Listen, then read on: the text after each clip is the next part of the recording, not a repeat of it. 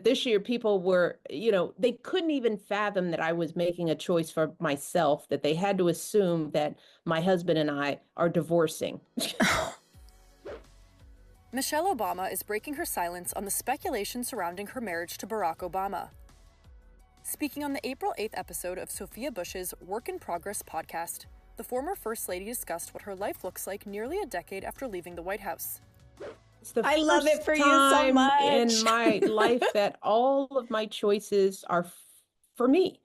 But it's Wow. also a little scary because as a mom and a busy person, I always had, it was somebody else's excuse. Why didn't I do this? Why haven't I gone there? Well, I have to make sure the girls are okay, or my husband's president, so I can't do that. Right? That's a good get out of jail free card. I'm so sorry I can't come. I'm married to the president. Yeah, it's like, so now, I can't blame my decisions and indecisions on anyone other than me. And I don't know about a lot of your listeners, but as a woman, I think if I'm honest with myself, I could have made a lot of these decisions years ago, but I didn't give myself that freedom, I, maybe maybe even as much as I let my kids live their own lives, I use their lives as an excuse for why I couldn't do something. And now that's gone. She then explained how she now makes decisions that she feels are best for her instead of what she feels she has to do. Now I have to look at I get to look at my calendar, which I did this year. It was a real big example of me, myself, looking at something that I was supposed to do, without naming names. And I chose to do what was best for me, not what I had to do, not what I thought other people wanted me to do. And between you and me, that was an important test for me, just as a woman, as an independent person, because like all women and a lot of people, I operate from guilt. What should I do? What is the best thing for everybody else, right? Because it's easier for me to say, well, I did this because it's what I was supposed to do, right? Yes. Now is the time for me to start asking myself these hard questions of who do I truly want to be every day? And that changes. So who do I want to have a lunch with? How long do I want to stay in a place? Do I want to travel? If a girlfriend calls and says, let's go here, I can say yes, I can. Yeah. And That's beautiful. I'm trying to do that more and more. Later in the conversation, the best-selling author, who acknowledged that losing her mom last year has also impacted her current perspective, suggested that her newfound independence led people to dissect the state of her marriage. Right? And that's the thing that we, as women, I think we struggle with, like disappointing people. Yeah.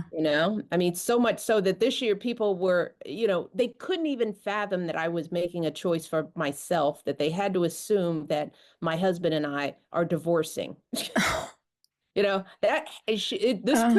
couldn't be a grown woman just making a set of decisions for herself, right? Right. But that's what society does to us. We start actually finally like going, what am I doing? Who am I doing this for? And if it doesn't fit into the sort of stereotype of what people think we should do, then it gets labeled as something negative and horrible. Elsewhere in the conversation, the mother of Malia and Sasha Obama, who is a fan of reality TV, shared a few of her TV guilty pleasures, as she also highlighted what her husband likes to tune into. White Lotus is not reality, but I am a White Lotuser. I am a Real Housewives person.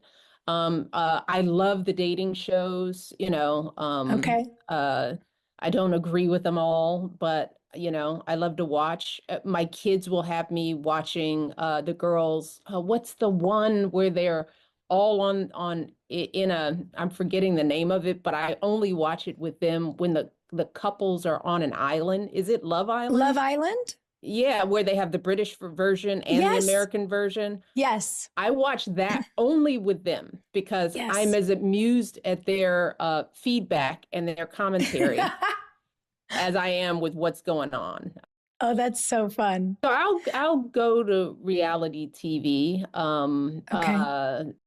Running Point, the new basketball. Yes, so good.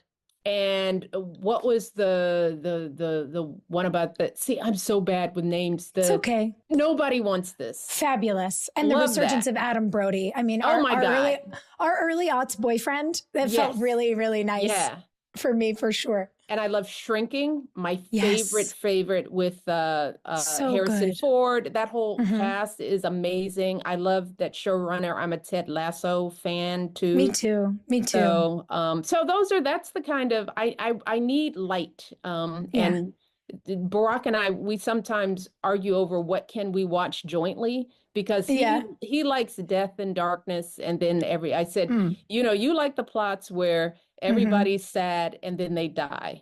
Wait, but this is like Ashlyn and I want to watch a rom-com because I'm exhausted and all she wants to watch is murder. Dateline, documentaries about murder. I'm like, this is a trauma response. I don't know what we're doing. I need a break. I want to have a cocktail and laugh while we watch TV. And I'm also like a big HGTV fan because that's like my golf. Okay. Barack puts on golf like to have the sound off. If I just need the TV on, I love Reno.